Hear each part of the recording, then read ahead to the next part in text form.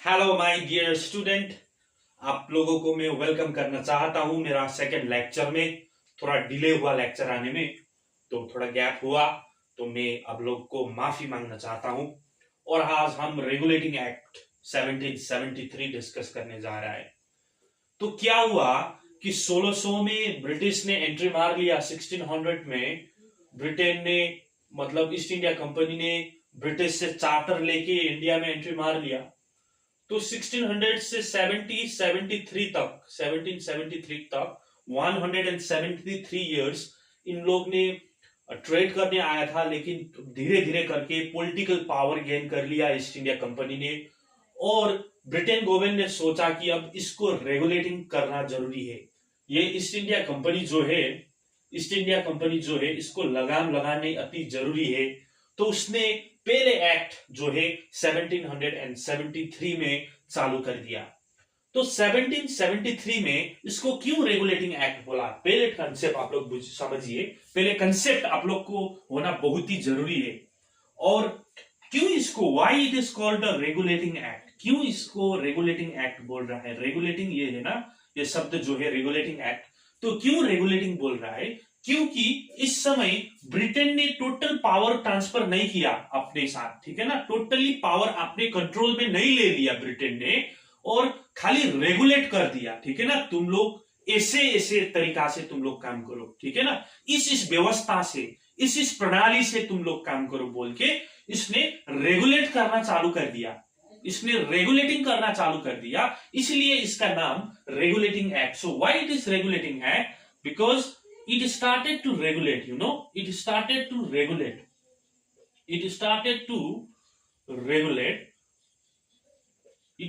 to regulate East India Company, though it does not take completely power. Okay, though it does not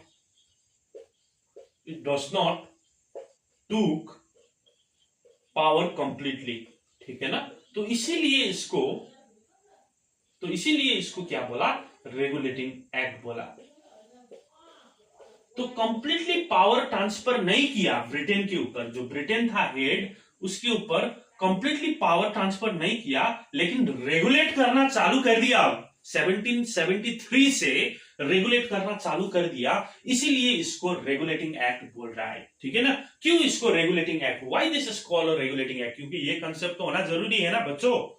क्योंकि तुम लोग को 1773 में लगाम लगाने के लिए ब्रिटेन ने ईस्ट इंडिया कंपनी को लगाम लगाने के लिए ये एक्ट इंट्रोड्यूस कर दिया, और it started to regulate East India Company, though it does not take power completely. उसने पावर कंप्लीटली अपने हाथ में नहीं ले लिया, लेकिन क्या कर लिया, रेगुलेट करना चालू कर दिया, इसीलिए इसका, ठीक है ना, रेगुलेटिंग एक्ट बोल दिया। और दूसरा अब कंसेप्ट आएगा, पहले वाई आया, पहले वाई आपके दिमाग में आ गया, और वाई हमने समझ लिया ना, वाई रेगुलेटिंग एक्ट।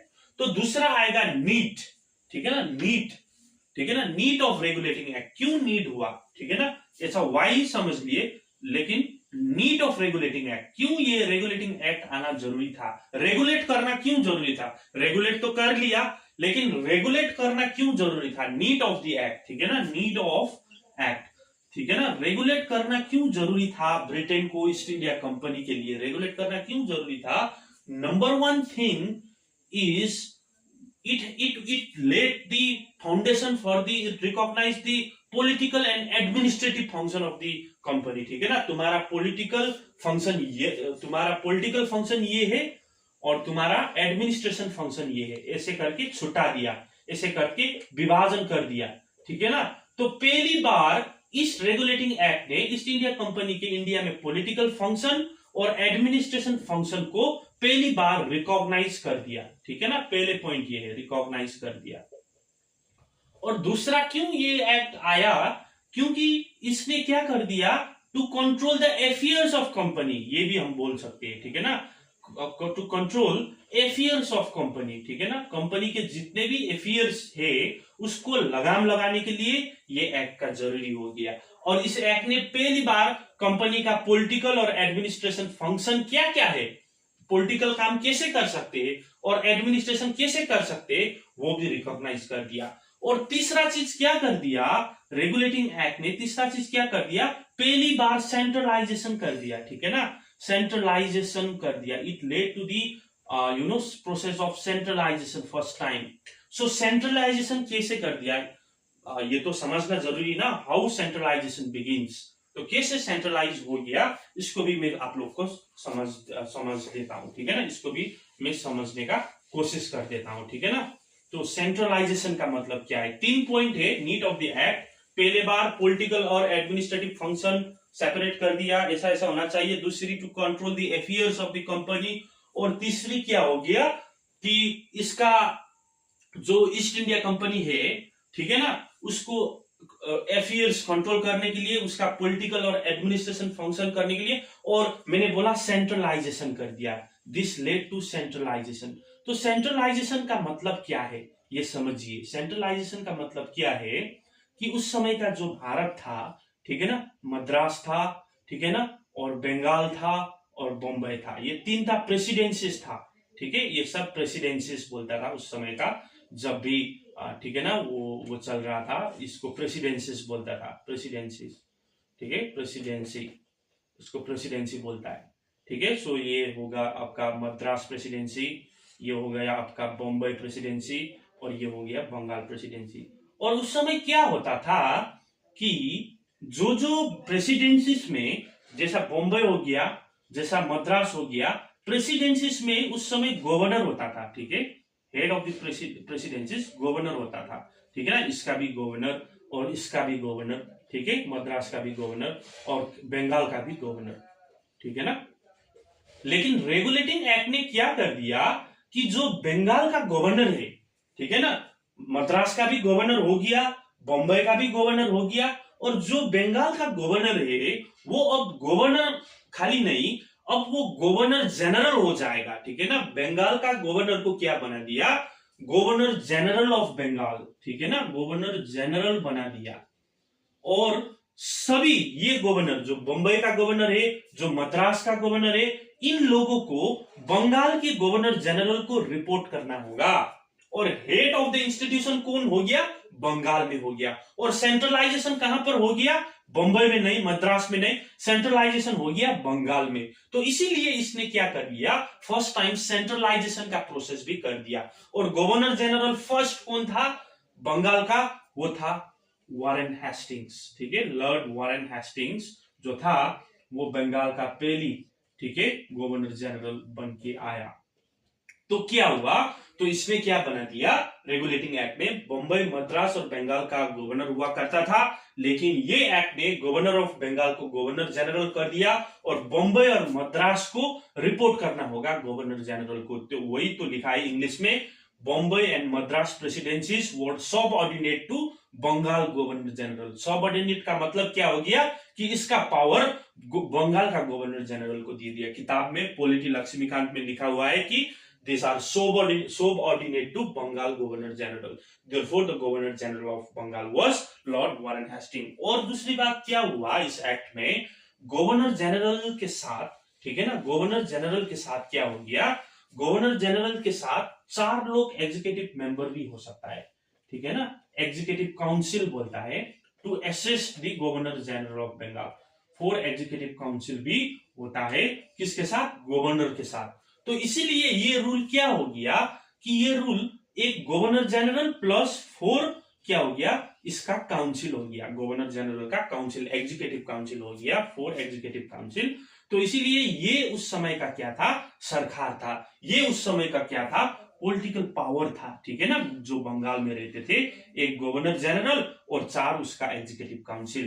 तो जब भी गवर्नर जनरल, ठीक है मेरे बच्चों, अच्छे तरीका से समझिए कंसेप्ट है, जब भी गवर्नर जनरल, ठीक है, plus executive member, executive council जो था, एग्जीक्यूटिव काउंसिल जब भी मीटिंग में और सभा में जब भी ये लोग रहते थे, गवर्नर जनरल ये एक और 4 एग्जीक्यूटिव काउंसिल, तो उस समय बोलता था governor general in council, governor general in council, ठीक है।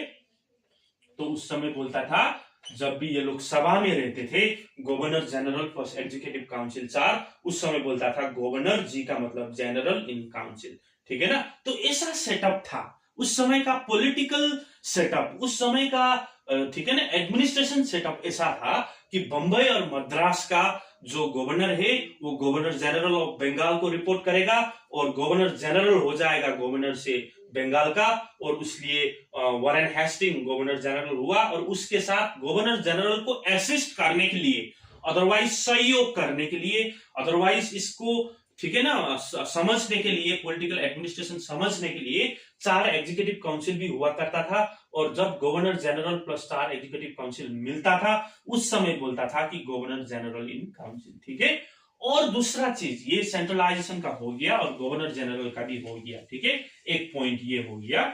मैं नोट्स तो आप लोग को दे दूंगा, नोट्स का आप लोग चिंता नहीं करिए, लेकिन रफ आइडिया जो मैं बोर्ड में कर रहा हूं वो वर्क आप लोग भी पेपर वर्क में आप लोग कर सकते हैं, ठीक है। और दूसरा पॉइंट क्या हो गया कि court of director was introduce, ठीक है, कोर्ट ऑफ डायरेक्टर को इंट्रोड्यूस कर दिया, ठीक है ना। दूसरा पॉइंट ये है कोर्ट ऑफ डायरेक्टर, और ये कोर्ट ऑफ डायरेक्टर रहते थे ब्रिटेन में, ठीक है ना। और भारत से, इंडिया में कौन होता था, इंडिया में होता था गवर्नर जनरल, गवर्नर जनरल होता था बंगाल में, ठीक है ना, बंगाल में गवर्नर जनरल रहता था। और ये governor general court of director को रिपोर्ट करना पड़ेगा और कोर्ट ऑफ डायरेक्टर ब्रिटेन को रिपोर्ट करेगा। और ये कोर्ट ऑफ डायरेक्टर किस मामला में देखता था, ये सिविल और मिलिट्री अफेयर्स देखता था इंडिया का, ठीक है, मिलिट्री और सिविल अफेयर्स देखता था। ये 2 नंबर पॉइंट हो गया। और तीसरा नंबर पॉइंट क्या है, कोर्ट ऑफ डायरेक्टर, तीसरा number point, supreme court was establish, ठीक है ना, supreme court was establish in Calcutta, supreme court in Calcutta, ये भी इसका पॉइंट है, ठीक है ना, सुप्रीम कोर्ट भी स्टैब्लिश कर दिया, ठीक है। और चौथा पॉइंट क्या है कि इसमें, ठीक है ना, रेगुलेटिंग एक्ट ऑफ 1773 में जो भी कंपनी का ऑफिशियल्स होता था, जो भी कंपनी का ऑफिशियल्स होता था, ठीक है, वो लोग क्या कर नहीं सकते हैं, वो लोग प्राइवेट ट्रेड अमाउंट्स में नहीं कर सकते। वो लोग ट्रेड करना चाहते हैं तो कंपनी के इंटरेस्ट में ट्रेड करना है, ठीक है ना, प्राइवेट ट्रेड नहीं करना है कंपनी का ऑफिशियल्स का। और ये लोग को, ठीक है ना, घूस भी नहीं खाना है, ब्राइबरी वगैरह भी नहीं खाना है, ठीक है ना, ये डिनाई कर दिया। सुप्रीम कोर्ट हो गया, कोर्ट ऑफ डायरेक्टर हो गया, कंपनी का ऑफिशियल्स का, ठीक है ना, प्राइवेट ट्रेड नहीं करना। और गवर्नर जनरल का तो मैंने बता ही दिया आप लोग को, गवर्नर जनरल का कंसेप्ट तो आप लोग को क्लियर ही होगा, ठीक है ना। तो हम लोग समराइज करेंगे इसका, ठीक है, इसका समराइज करेंगे।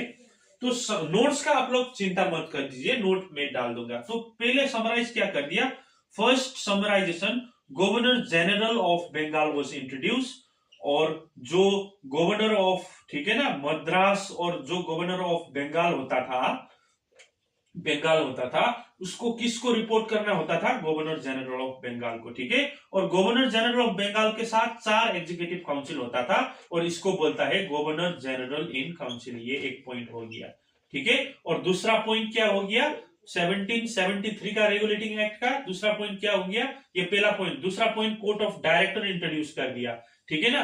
तीसरा पॉइंट क्या कर दिया, सुप्रीम कोर्ट स्टैब्लिश कर दिया। और चौथा पॉइंट क्या कर दिया, प्राइवेट ट्रेड से मना कर दिया, ठीक है। ये समराइज कर लीजिए आप लोग, ठीक है ना, प्राइवेट ट्रेड से इसको वो कर दिया। So thank you for watching. So this is all about the regulating act of 1773।